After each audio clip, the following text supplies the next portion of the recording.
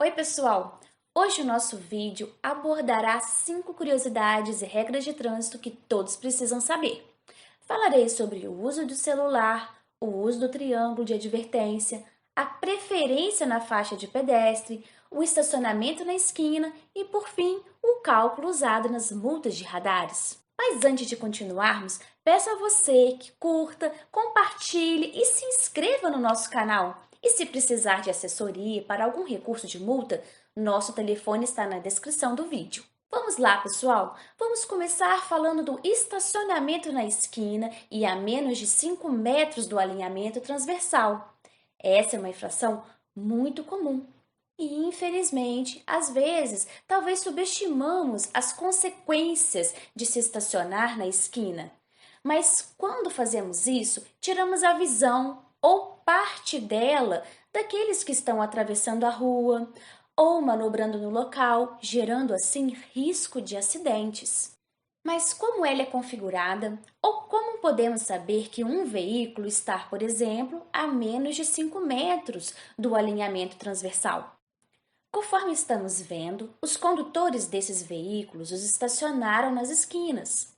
A resolução nos fala que para não estacionar na esquina, o veículo tem de estar a mais de 5 metros do bordo do alinhamento transversal. Muita gente entendia que esse bordo do alinhamento referia-se ao meio-fio, mas não é isso. Conforme vemos na ilustração, o bordo do alinhamento refere-se ao bordo ou limite final da construção, pois a via engloba o passeio, o leito onde os veículos transitam. E é nesse espaço de mais de 5 metros é que o veículo poderia estacionar.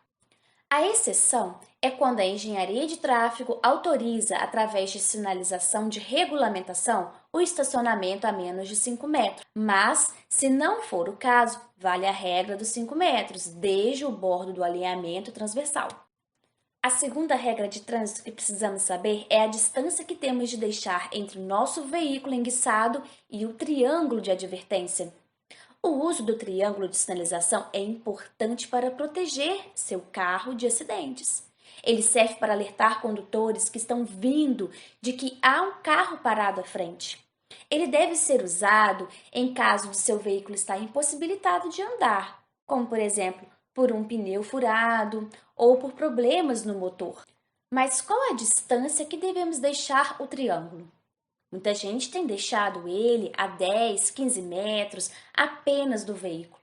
Mas segundo a resolução 36/98 do CONTRAN, a distância mínima para a sinalização em uma emergência é de 30 metros da parte traseira do veículo.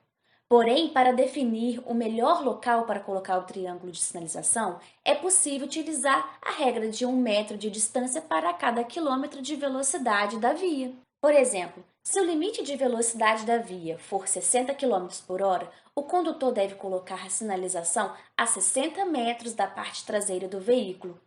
Mas dependendo das condições adversas, como chuva ou neblina, essa distância deverá ser dobrada.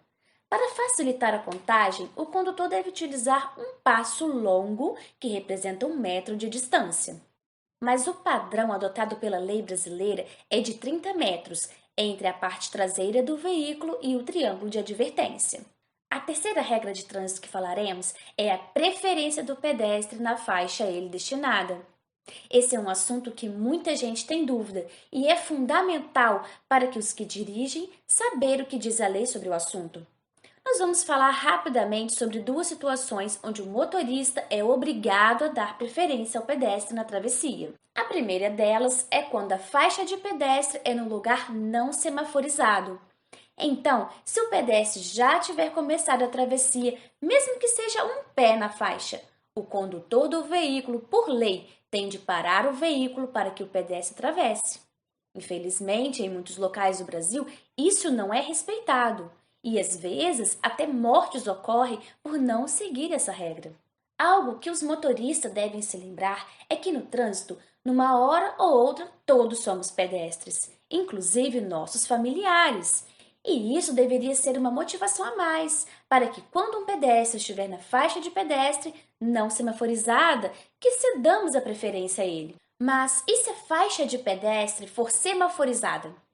Nesse caso, o semáforo determina o momento, que é a hora de pedestres e veículos atravessarem. Por exemplo, um pedestre, por lei, não poderia atravessar durante a fase verde veicular.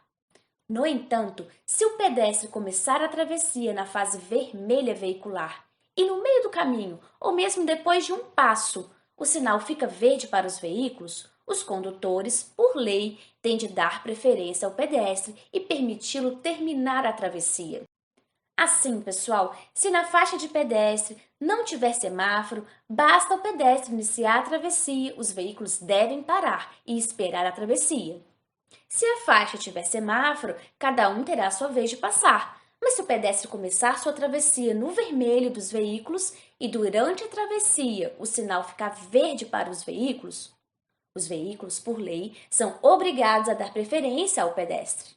A quarta curiosidade tem a ver com o uso do celular ao dirigir, infração muito comum nos dias de hoje, tendo em vista que praticamente todos têm um aparelho. Vemos que hoje a lei prevê 3 tipos de infrações referentes a celular, que é utilizar o celular, segurar o celular e manusear o celular.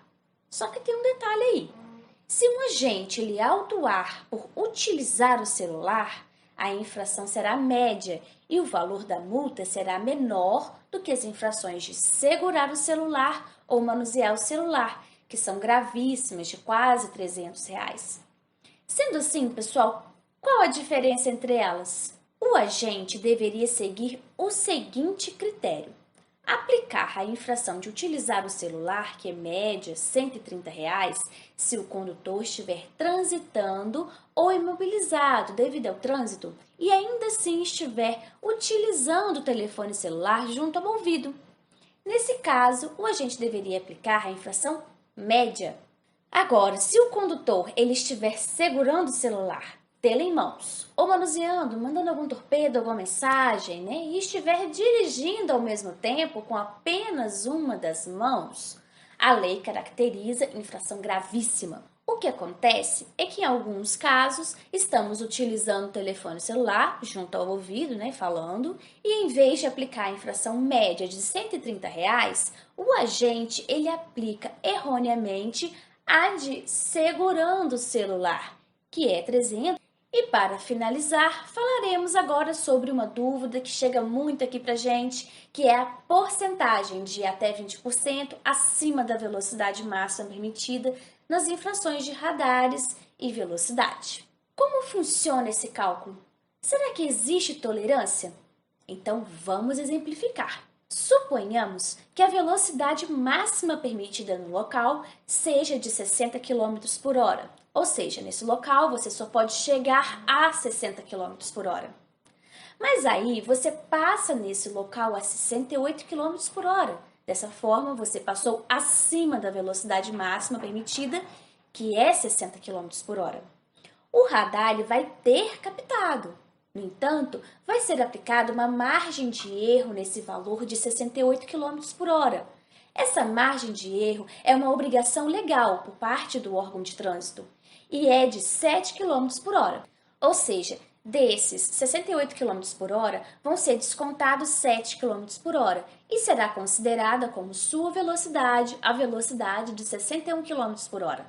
Mesmo assim, será lavrado o auto de infração de trânsito para você, pois você passou acima da velocidade máxima permitida, que é de 60 km por hora.